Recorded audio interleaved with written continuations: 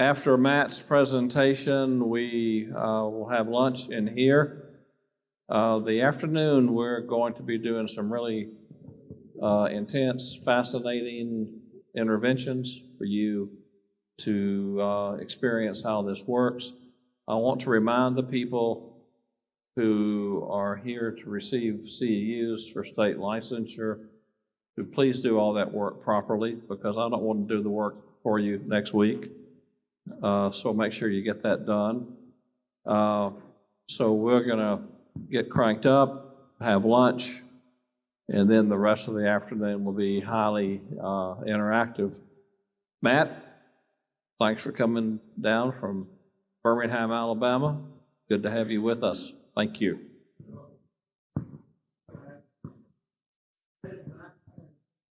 Topic is motivational interviewing. I'll probably say MI a lot. I don't mean mental illness, I mean motivational interviewing. So I'm someone who studies how we have conversations. I think this goes back to being a child of an addict. My father died from an overdose, and so I grew up hearing my father be yelled at by my mother. Stop it. Why can't you just stop it? And I later heard my dad yell the same message to my brother.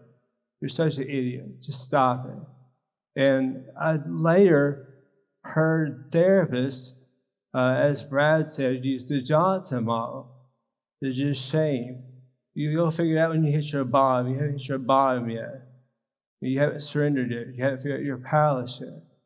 And so I kept seeing across personal and professional lines, no change is actually happening. They said for every 3 people that went into a Johnson model, 1 recovered, 1 died, and 1 relapsed. I couldn't accept those statistics. So I was in school. How many are a therapist? How many are a therapist? 2, 3? I can see my people. You're all my people, but they get where I'm going. In therapy school, we learn a lot of behavioral changing approaches, how to help people change their thinking. And while those are effective, I later learned in my practice, I was working, I remember, at an inpatient facility, and I had my fancy marker, and I'm on the board, and I'm talking about the steps and how your thinking is influencing your behavior, and so on and so on. I turn around, and all the patients are just asleep. Or saying, can I go to the restroom? Which really meant, I'm bored, I want to go. And so I felt non-effective. So I went to my supervisor at the time, and I said, what should I do? I'm stuck. I don't feel like I'm a good therapist. I'm spending this time and passion to help change and help people recover, and nothing's happened. And she said, have you heard of these 2 words? Motivational interviewing. And I said, no. And she said, this is the first and only model that actually studied people that did not want to change. But that's interesting. All models were based on evidence where you signed up to change. Like, I want to get better, right? And I had logical ways to do that. You heard Brad talk about you can't really speak to logic because addiction is not logical. Addictions are a response to trauma, and it's a perception of that person's trauma. Some person's trauma may be assault, physical or sexual. One person's trauma may be that mom or dad were hypercritical, and they were never good enough. Why did you make the B? You didn't study hard enough. It's their perceived safety, their perceived worth, their perceived prioritization in their families. You love reading. There's a good book on this called Origins of You. It's about attachment wounds that we grow up with, wounds that maybe never heal unless we have connection. So I started to learn some basics of MI, and that's what I want to share with you today. MI is a style of conversation. It's a way of talking to people, the way of being with people. It's not talking to or at. It's not like this where I'm talking to you. I'm not talking at the client. If I'm talking at you, I am by a hierarchy. I have control and more knowledge than you do. That no one likes to be at the bottom of the hierarchy. You don't believe me, go ask someone in the streets. Do you like being here, or do you want my job? Well, they want your job. They don't want to be at the bottom of the hierarchy. So it's a way of working with someone that requires two parts we'll talk about today. I don't want to teach too much till we don't learn anything at all. All right, so I'm going to keep it very basic. So the first thing is called the MI Spirit. If you can change the slides, MI Spirit. It starts off, we're going to use an acronym here. It's called a PACE. How many have heard meet people where they are? Raise your hand. You heard this phrase, meet them where they're at. To meet them where they're at, I think it's a good idea to have what's called an MI, a PACE. I'm with you. I'm not ahead of you. I'm not behind you. I'm with you. And the P of PACE is partnership. And a partnership, I think of my marriage. It's interesting being in a church and having these analogies pop into your head. Maybe it's the Spirit or something.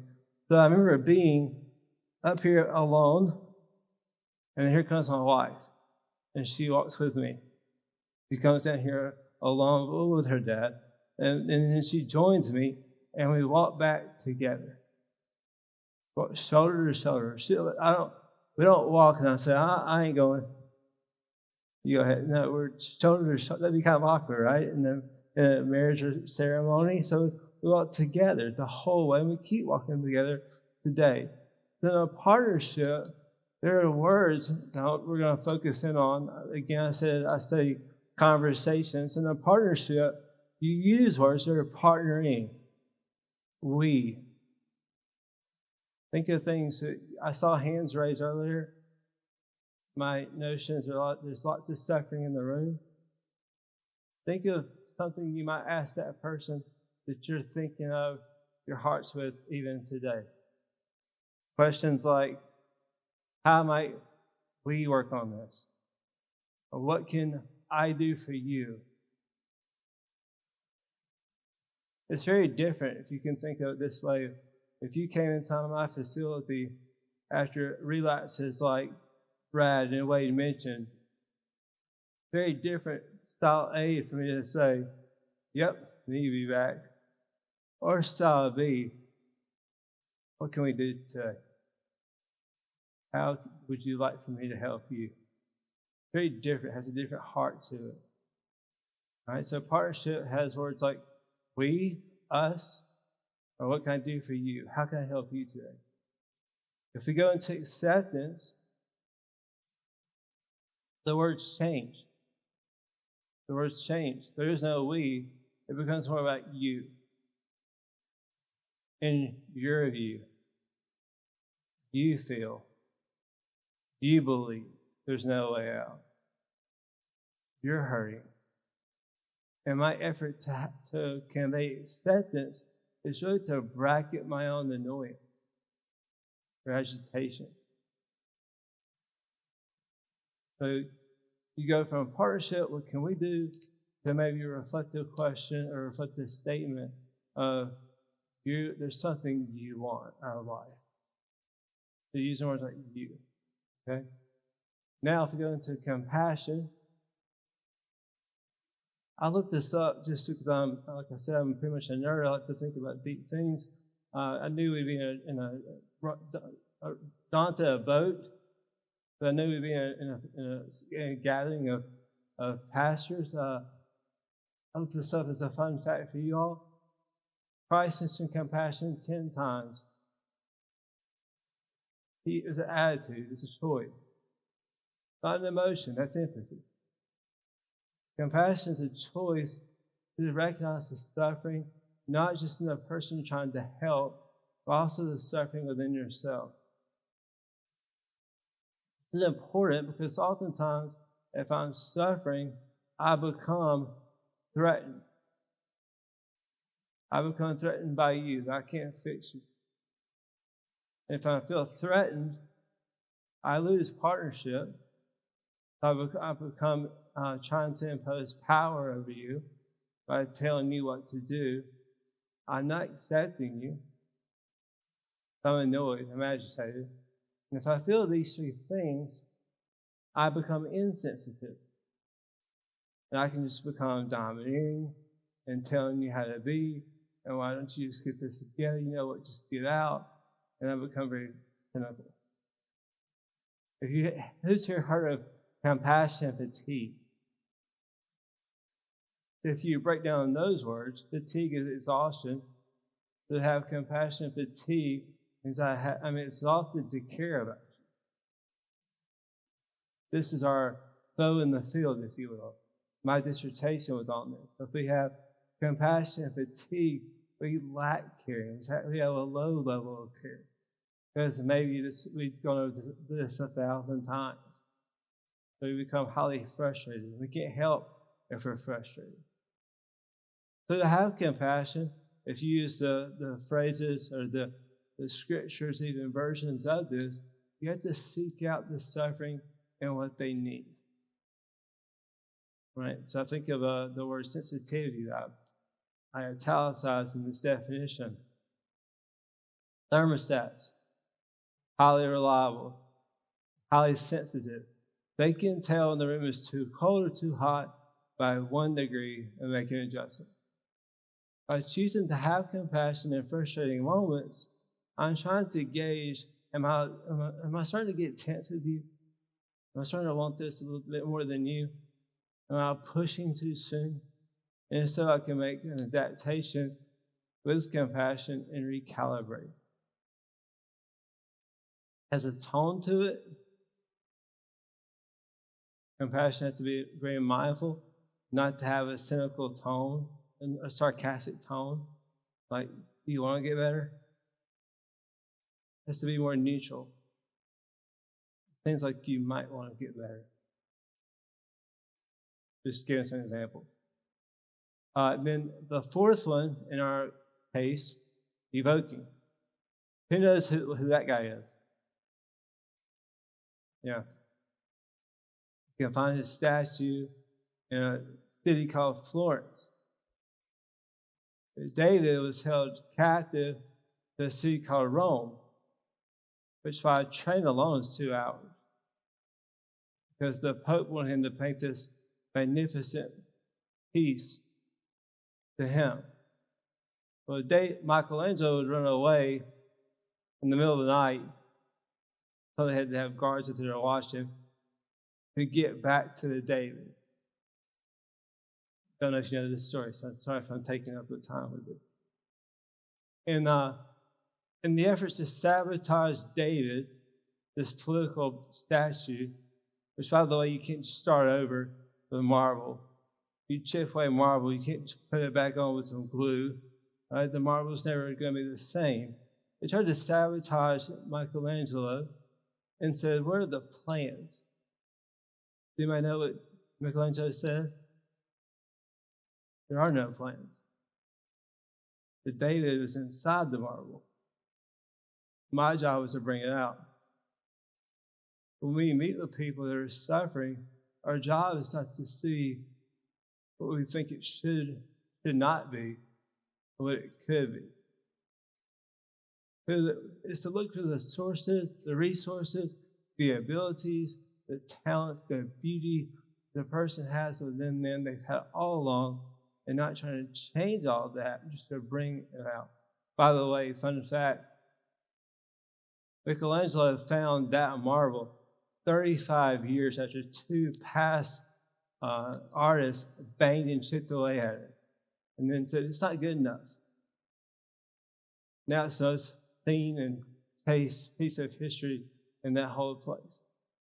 Because he saw what no one else could see in it. I often think when I'm trying to work with a friend, a loved one, a client, I'm trying to see what no one else is seeing. So the spirit of MI is an attitude, spiritual attitude that connects to the spiritual level. The spirits for us, the skills are for the client, or for the person we're trying to get to Brad or get to someone who can help them. So let's go into the skills. Open-ended questions. Open-ended questions. How many like numbers? Like statistics. Of the 340-ish questions in the New Testament, Christ used 40-ish, but questions that were closed. He used about 300 questions that were open, because his idea was to have you discover who he is. Self-discovery, not to box you in. The Johnson model that Brad mentioned came from a medical model. If you go see a doctor, they ask you closed questions because they're in a hurry. They have 70 people that day. They need to know, are you sick? Are you taking your meds? Are you eating correctly? Do you ever feel hurt by them? You ever go to the doctor and go, that was an amazing appointment? Or do you leave going like, 20 minutes? I waited in the lobby for 2 hours. Right? Close questions, close the door on the story. I'm not trying to, pour bad milk on closed questions. They do serve a purpose. If you're in a hurry, you don't have time for a long story. I need to ask, are you thinking of killing yourself? If I'm in a hurry, I have facts. But if I want more self-discovery, more context, I should open the door. Open questions are invitational. I should open the door. I should maybe reframe the question to, what thoughts are you having about ending your life? What thoughts are you having about staying alive? What helps you call me in this moment? Self-discovery. Right? So if you want to, you can practice this during lunch. There are 3 closed questions there. You can practice converting those to open questions. We often go to closed questions when we, A, don't know how to say it, then invite that person in, or because, B, we don't want to. We're tired, we're exhausted, and we just go to a fast, instinctual, are you going to change or what? Are you done doing this? We don't slow down and think, okay, partnership, acceptance, compassion, got it. What do you need? What do you want to be? Don't slow down and ask those questions. Go invite the person in to self-discovery. Then we go to affirmations. Oh, here's another acronym for you. So we have PACE for spirit. Don said we're kind of in an upside-down boat. It's so cool to think of it that way. Thank you, Don. That'll be on my mind forever now in the church. Think of Noah. So in a boat, you need an oar. Okay, so we use open question, affirmation, reflection. Affirmation means to make it stronger. It's a declarative statement. It's to seek out the strength, quality, a characteristic, an attribute. It's got something good in that person and trying to say it back to them. I've had many clients say, I hate therapy. I hate treatment. This place sucks. There's an affirmation there. If you search for it, there is one there. You are honest. If I can start from that, I'm not then trying to convince someone to not fight with the whole system or fight with me. You know what I'm saying? If I say to the person, what's wrong with the food? Or what can you do about that? That's going to lead down minutes of valuable time that will get me nowhere. If I say you're honest, or you analyze, or you're aware of what you want to change, I have a starting point. I'm trying to think of playing that game tag. You're it. When I was little, we didn't have the iPhones, we didn't have the Nintendos, we didn't have the PlayStations. We made games up. I remember you didn't say, tag, you're it. And you knew we're playing tag. You're like, oh, we're playing tag. Cool. If I saw one tag, you're it, right? The affirmation, I'm thinking of playing tag with their strengths because they forgot how to play. Addiction takes away creativity, playfulness. They forgot how to think positively about themselves. So if I can say you're honest, you're aware, Brad said courage to walk to the doors. If I can say You're courageous. Wade was in here earlier during his story. On the drive over, he talked about a story that he had with a guy that I taught in mine. Wade went back to treatment after a relapse, expecting to hear these words. Told you. Because trauma and addiction to trauma response. He learned a little bit about him and his dad. Not good enough. He said he met this therapist at the door. The therapist said to Wade, "You're resilient. You don't quit."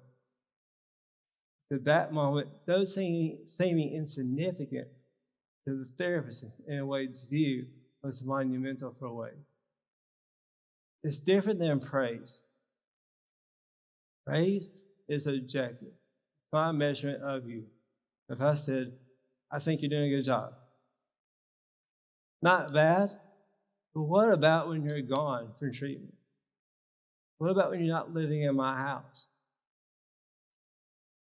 Now the measurement doesn't matter. You will then seek out more codependent, "I think you're doing a good job." But if I say, "You are this thing that I see," and I'm not making it up, it's something I'm hearing and seeing and observing. If I say, "You are this," you'll remember that forever. You don't believe me? Ask Wade. Now, if we go to the next one, reflection. I'll let you practice on your own, but reflection is a statement that is an internal question. The internal question is, do you mean this when you say these words? Do you mean? Reflection is always about the meaning of what they're saying. So if you look to and real quick, inflection matters. Inflection is essential. If I say, you're mad at me? Question. If I said, you're upset with me? Statement allows you to look at yourself by what I'm saying. The key is we want them to connect. What better way to connect than to have the person look at themselves without you being invasive? Be clear, be brief, be specific. Don't explain your reflection. Don't say you're upset, because you're looking at me like you're upset and you got this tone about you, and we're not talking. But now you may be driving disconnection. Just say it, trust the process with it, let them respond. So if we can look at this building reflections, this I want you to try. Can you get the mic done? Can someone volunteer? Can I volunteer just to give me some answers about themselves? Okay, can you, this guy here? Just right there. Huh? Okay. Now, not your height, not your eye color, not your age, characteristics. What do you like about yourself? I like working with my hands. I can build things. Okay. Now, y'all play along with me. We're going to do this right here. Left column, right column. Okay. You're handy. Yes. Okay. Now, that came from a question of, do you mean you're handy? Make sense? I'll do it again. What do you like about yourself? I like to build things. Okay. You're mechanical. Not really. Okay. Now, this is where I want you to do this on purpose. It's not about being right. Then I'm trying to win. It's about connecting. Because oftentimes, people will tell me, not really, I'm more like this. So it's not a no, it's just a more knowing you. Make sense? Do one more. What do you like about yourself? What do I like about myself? You can use the same thing. Oh, okay. It's totally fine. They're watching me. Our Oh, okay. phones. I like building things then. Something or someone taught you that skill. Yes, I watch my father do it all the time. See? So we can do simple. I can take the same words back. Simple is synonym, similar. Or we can go more deeper. More deeper, I can use a visual, like it's like a metaphor, like a feeling, like you feel confident when you build things, you feel accomplished when you build things. Or I can use somewhere, something, sometime, someone, and speak to the unknown parts of you. Thank you. So I think it'd be nice if you practice this as your, how much time do we got, John? You can practice at your table. You can write down something you like about yourself, and you can do this on the left 3 times. Do you mean? Do you mean? Do you mean? Then if you strike through the do you mean, it always starts with the word you. And that's a reflective statement. Does that make sense? I'd like to be interactive with this one. It's a very, very important skill. Practice like in 2 minutes, 2 to 5 minutes. Write down something you like about yourself. Probably do you mean at least 1 to 3 times. Right through it. And I want to see if the person around you can guess it. So we'll kind of do like a pair and share. Like he and I did. Does that sound good? You have about 5 minutes total. And then we'll come back and talk about the next step. Okay?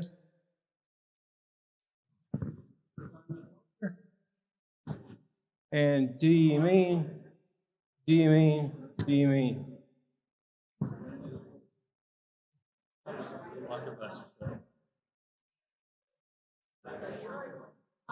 Okay, let's get back up here to Matt. Yeah. Welcome back. Let's get back up here for Matt. So how was that? Did that help? That was helpful. All right, so what you're trying to do, what you're trying to now see, or you are seeing, is there's a method to it. You draw someone in on self-discovery with your open question. As they're talking, you're thinking, what does they mean?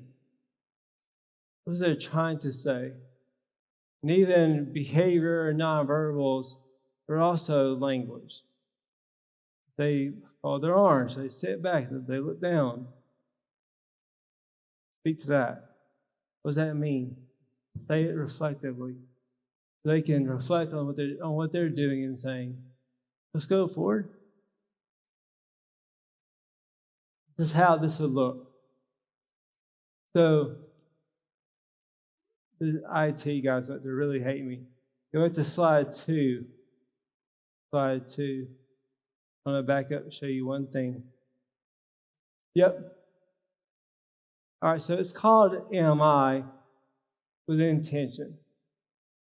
How many of you listen to like podcasts or talk show interviews? Yeah? Really good interviews. They're totally interested in the other person. All interested on the guest. Right? So someone calls you, you meet with someone, they should be, as John Maxwell says, the most important person in the room at that time. They're the most important person in the room at that time. So it's an interview because there's no power. There are roles, I'm trying to help you out. You're calling me with a need. I'm not trying to win. I'm trying to help you win. All right, so, but the motivators, these are in like 4 different cups. Yeah, desires, which are keywords here, is what I give you. Wants, hopes, wishes. Wants, hopes, wishes. If I said, what do you want to eat for lunch? You'll tell a desire, but you won't tell a reason yet, or an ability. There's certain things we think and say, and it's only four different domains.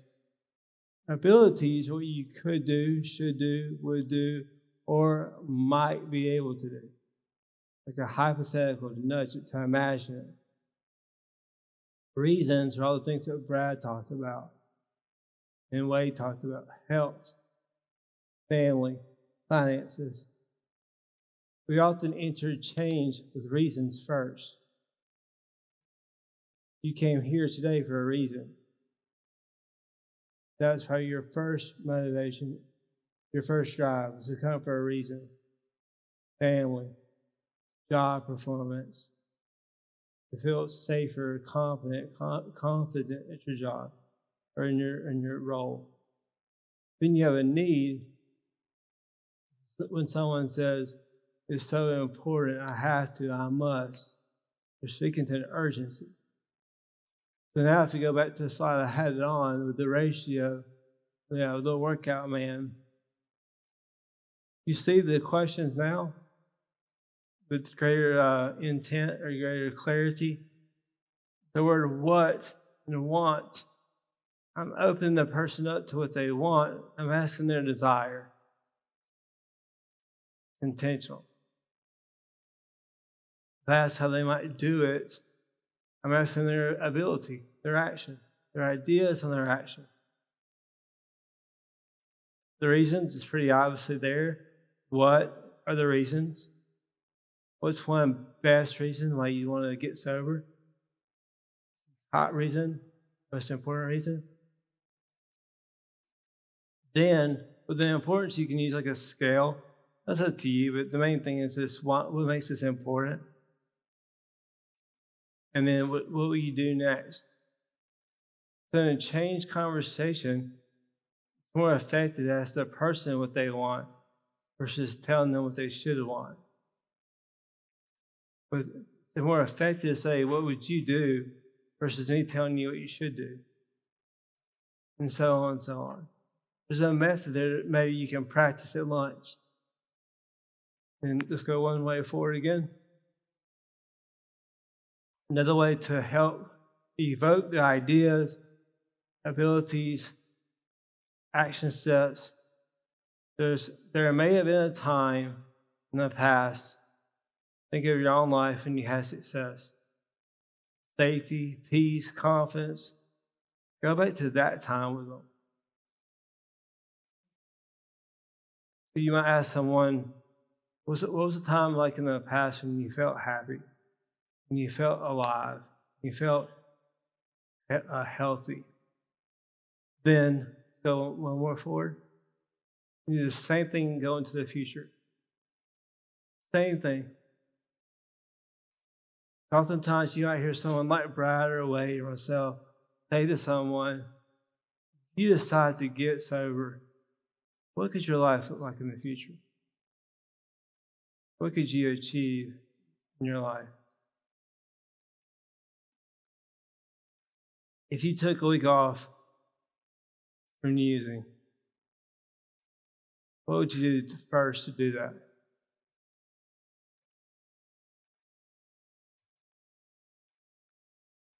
I had one client, it's kind of funny. Every day he would say, I think I want to leave treatment. I said, well, just do it tomorrow. Don't do it today, do it tomorrow. Chose to just stay today and wake up tomorrow here. What would be the benefit? He always had one. Like my mom wouldn't be mad. One more day sober. My friends won't here, I can still hang out with them. So, backward and forward. Last thing I'll give you today is when you share information, concern, hopes, ideas, so essential to ask permission. It takes away the balance of power. Say, it's okay with you if I share an idea, concern. It's all right with you if I share an observation with you. Then be very, very simple. Don't talk too much. Don't have a sermon, lecture, tangent. 1 to 3 simple points. Then put it back on them. Think of it as a ball of energy. You allow me to share something with you, and now I should see what you think of that. Always give it back. And that's it. Questions? Trying to let y'all eat lunch on time, so. Yeah. We've got a couple of minutes, right. Here.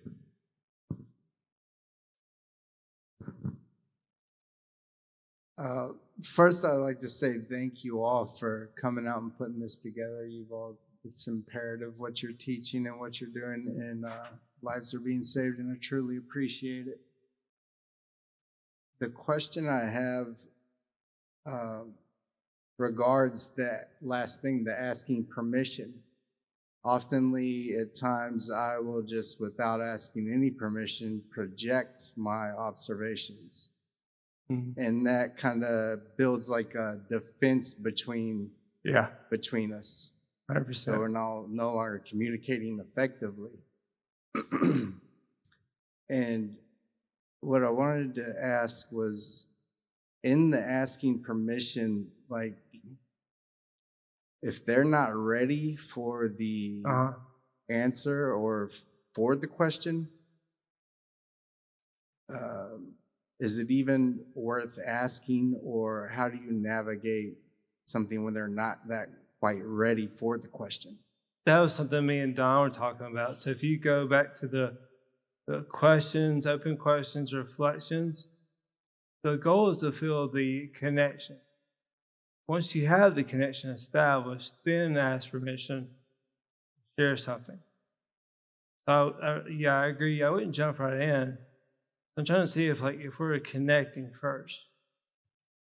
Then if we have connection, if I say, may I share something with you, and you say no, I might just reflect that. Like, you hold back.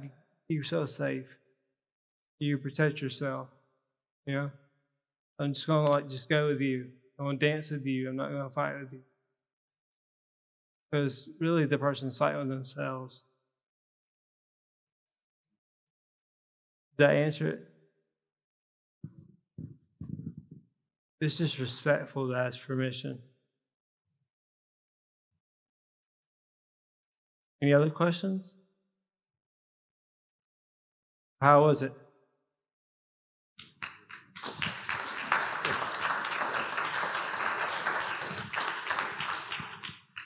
Let's give it a minute and see what's there.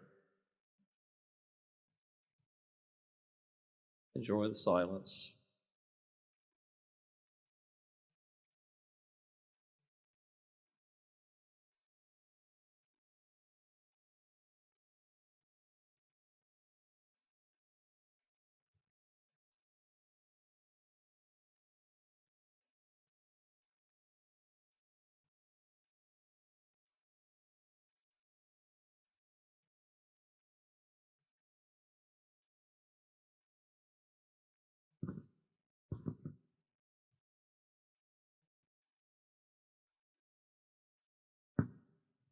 Again, thank you.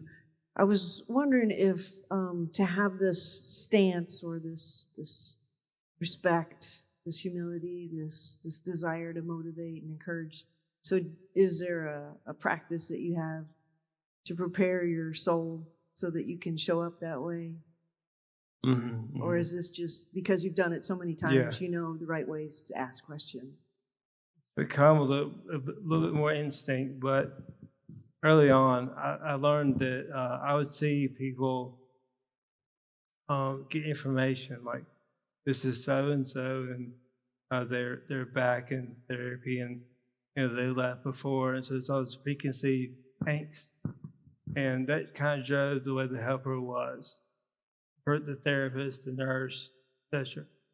I tried to learn to go into each situation, not having a preconceived notion. I'm just like, no worry, just whatever it's gonna be, it's gonna be. I'm gonna do the best I can with this person.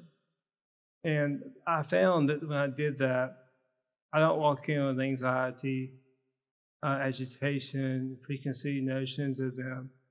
And they don't match that when I walk in the door. So oftentimes, I just like today, Wade came and said, you know, if you do well, and I said, I may not. But that releases me into being more the vessel of the universe and not me thinking all in my head about what I can and cannot accomplish. I'm just the one with the people we try to help. We're the one person at that time. There's no plan B right now. And I just want to be with you in your suffering and see if you'll allow me to be a part of it. And then what can we do together?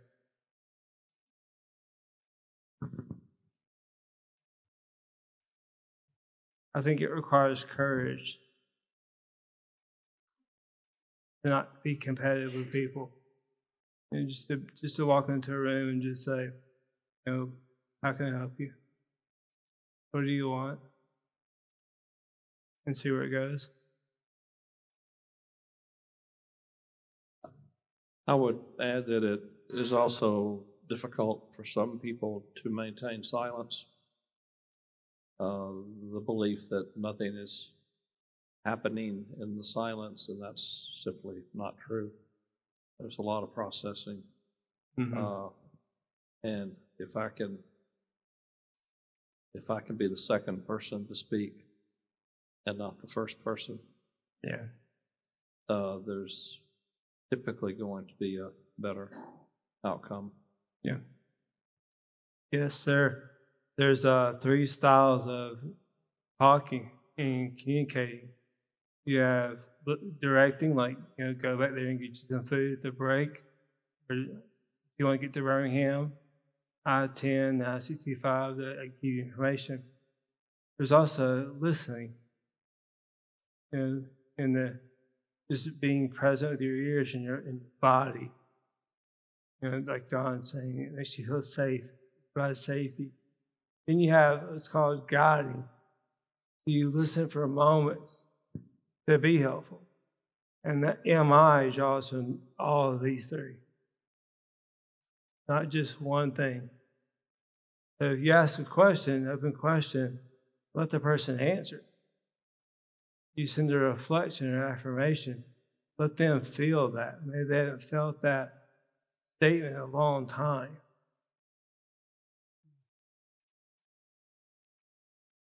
We'll wait on one more question. Yeah.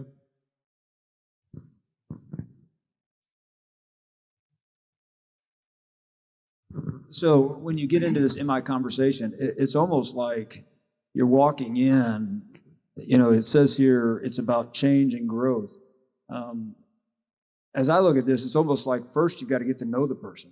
This MI kind of discussion to see even if they want to change or grow, Mm-hmm. right? Is that kind of the basis? Is I just want to get to know you. I just want to kind of thing.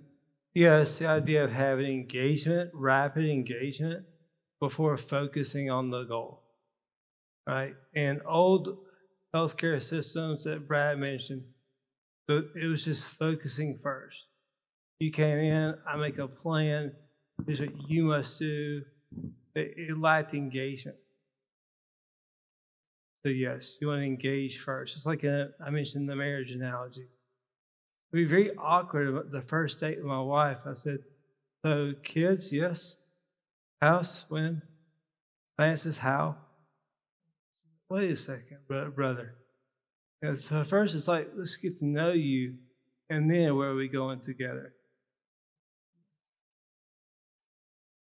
So while you're having these MI conversations, that's your measure. How are we engaging? How are we connecting? With no engagement, no connection. So it's premature. Not going to hold. Thank you. Thank you.